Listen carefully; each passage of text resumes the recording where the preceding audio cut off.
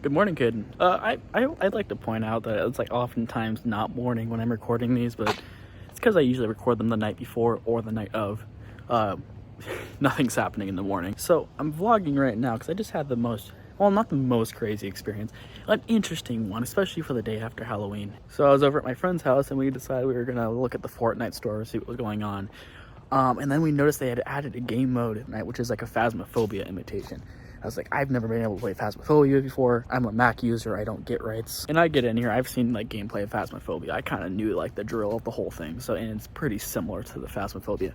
So I'm getting in there, I'm being nervous because I'm not a huge horror person, but here I am. At the very least, I was surrounded by other people that could laugh with me or at me. But you know, we're doing this in the dark, as one does when you're playing horror games. In the lower level of this house, looking for this ghost that I have dubbed Susan, and I placed down a motion sensor, and around the exact same time the motion sensor went off, in real life, the lamp that was next to us turned on. And I looked over and I was like, okay, whatever.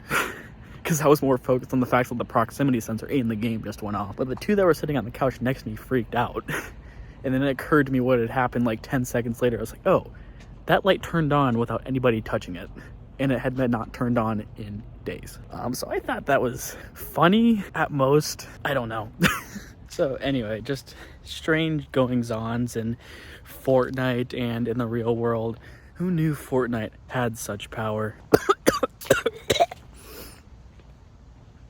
Yeah, it's Susan interacting with me again. Susan the ghost. So you might be wondering why I was over at my friend's house anyway tonight. Because it pertains to you. Well, our room, really.